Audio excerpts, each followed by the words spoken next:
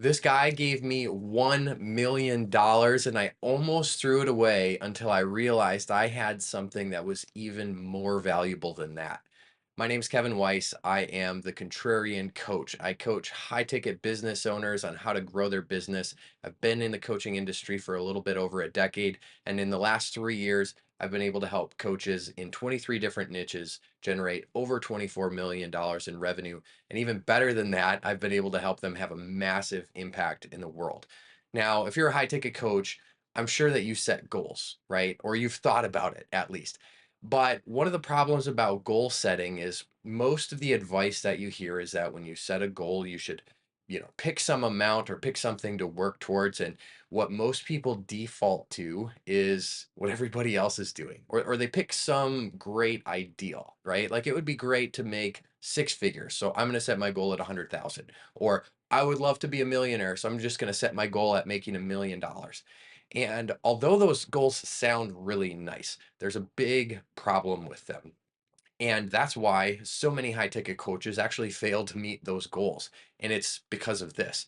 Now, I'll get to that in just a second, but I want to share with you the end of that story. So one day I was at church with my wife and we were in the worship service and we were finishing up the service. It was kind of dark, couldn't see very well. And all of a sudden I get this tap on my shoulder. So I turn around and I look and I see this guy. I've never met him before, completely a stranger. And he reaches out and he hands me something. It was a piece of paper. And it was dark. I couldn't really tell what it was, but I could tell that it was money. I felt it. And I could see that there were lots of zeros on it. And immediately I started getting really emotional. At that time, my wife and I were going through a really big um, decision, a really big journey in our life that we felt God was calling us to. And it required a significant amount of money that we didn't plan for. We had never planned on going on this journey, but God was calling us there, and we weren't financially prepared, but we were trusting Him to do that. And so when this guy, this complete stranger, handed me this money, I started feeling like, oh my gosh, this is amazing. God is providing in this way. The stranger's just giving me money. Like I started tearing up. And all of a sudden, the guy turned around and walked away. He didn't tell me his name. He didn't say anything. He didn't even say what the money was for. He just left. And all of a sudden, the lights turned on. And when I looked at the money, I realized that it was fake. And I got so mad. I crumpled it up and almost threw it right back at him. But right before I did that, I thought something. This $1 million isn't real. It's not going to make the impact that I thought it was going to make if it was real. But what if it was? What if it was actually $1 million that I was holding in my hand? What impact could that money have on me, on my family, on my community? And so I decided in that moment, I wanted to set a goal to be able to have $1 million so that I could actually give it away. I could actually give away that $1 million to someone to make an impact, to advance God's kingdom, to do something great in the world, not to mislead someone and make them think that it was fake. And so in that moment, I realized that even if this $1 million was real, I had something that was more valuable than that. And I had learned how to actually set a goal, how to actually set a goal. And it's the reason why so many coaches are unable to reach their goals is because they're missing this one key factor. Okay.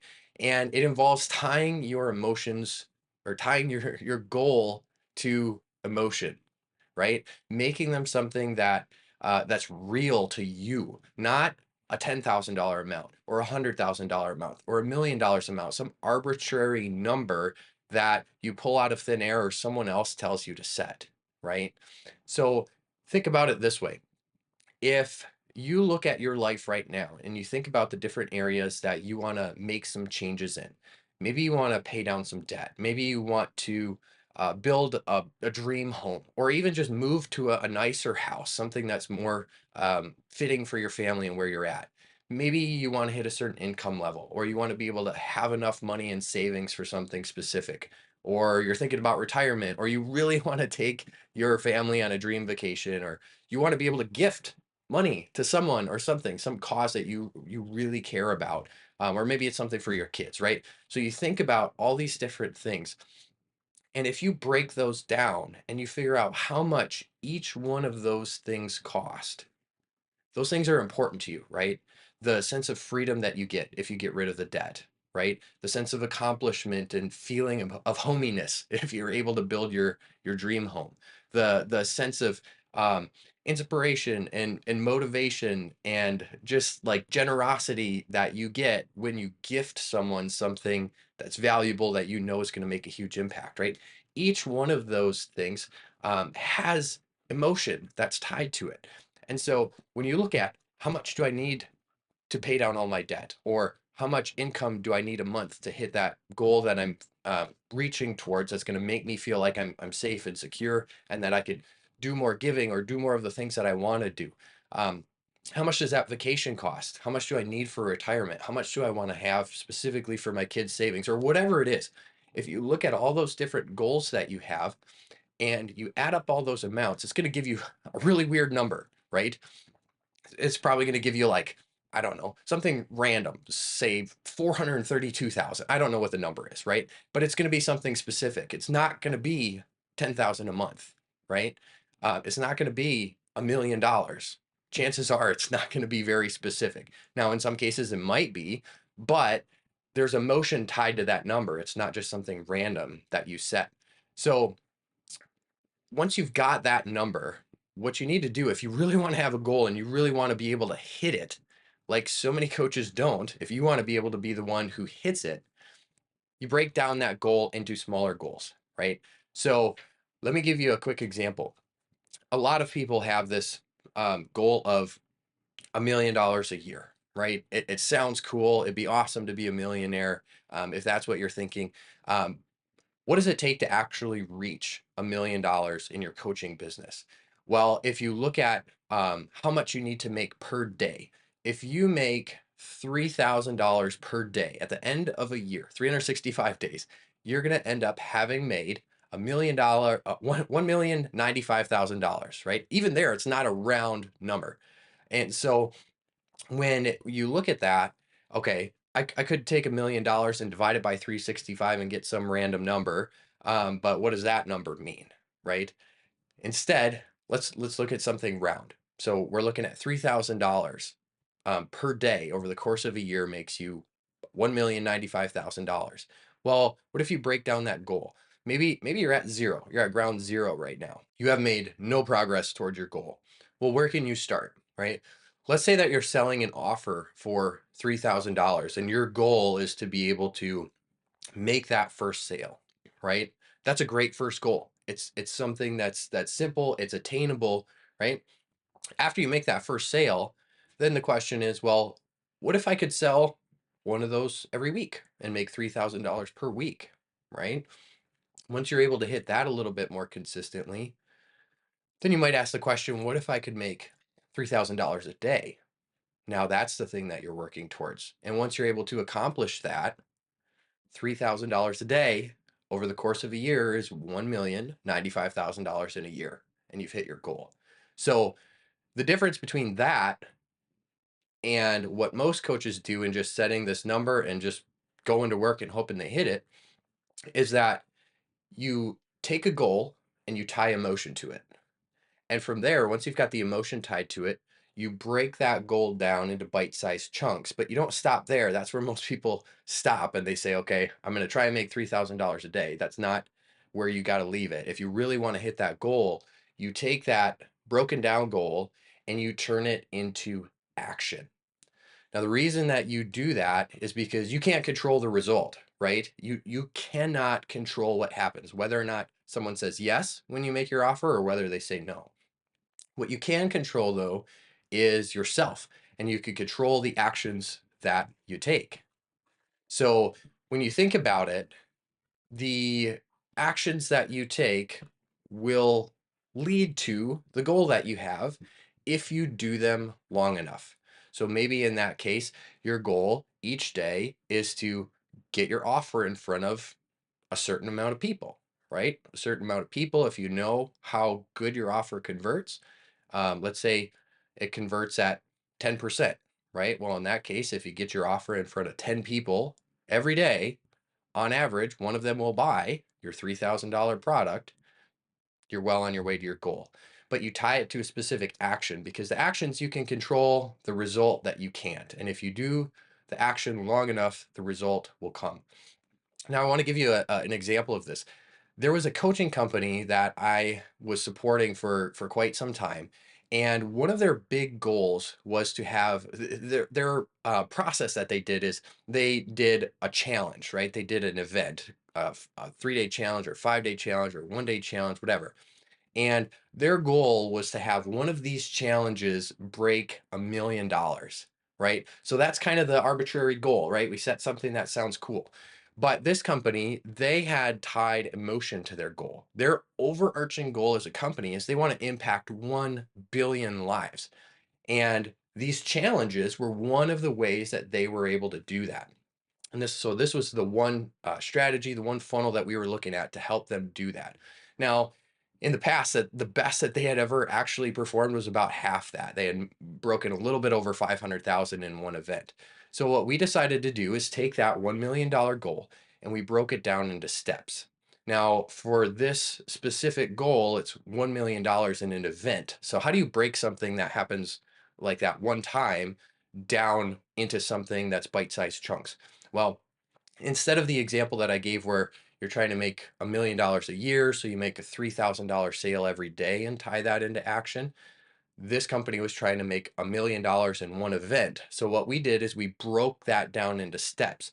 And it wasn't steps by the amount of money that we need to make per day, but more so by the optimizations, the things that they needed to improve and tweak from the top of their funnel down to the bottom in order to make it better. And that would help lead them to their first $1 million challenge. Now, the first time we had worked through some stuff, we had made some optimizations over time. And the first time we really gave a crack at this to try and hit that $1 million mark, it came up short. We were at 700,000, but that's still 200,000 more than they had ever made in the past, right? So that's amazing. There's some progress. So we took a little bit more time. We made some more optimizations. We learned some things from that time that we made 700,000. And then we improved it and we ran the challenge again. And this time they broke $1 million for the first time ever in one event. So that example I gave you before, trying to make $1 million over the course of a year, this company made $1 million from one event, all because they set a goal, they tied it to emotion, they broke that goal down, and they applied action to it. They focused on the action, not on the goal. So this was amazing, but it actually gets better than that. Once we were able to hit that $1 million for them, I was able to help them take that same process that we used and automate it. These challenges were live, right? They had a presenter who had to present them live. It was multiple days. Took a lot of time and energy, not only from the presenter, but from the team who's kind of helping support everything on the back end. And so we were able to automate that process. And we essentially eliminated probably 90 to 95% of the work that goes into putting on that event. And now, from where they were back then to where they are now, they went from making about $1.7 million a year from from doing these challenges to now this one strategy that I was able to help them implement over time. They're actually pacing for over $10 million a year from this same strategy. So if you're a high ticket coach and you have goals, there's a couple ways that you could set yourself apart from all the other coaches who don't ever hit their goals. And the first thing you need to do is tie that goal to emotion. Make it something that's real. It means something to you. Once you're able to do that, you know that you're more likely to hit that goal because it actually means something. You've got real world, tangible impact that it's going to make in your life and in the life of those who are important to you. Once you've done that, break it down. Break it down by day or break it down by whatever it is that you need to in order to make it bite sized, something that you can focus on that's not the big overarching goal. And once you've done that, the last step is to turn it into action steps. Focus on the things that you can control, not the result. Because if you take the action that you need to long enough, the result will come.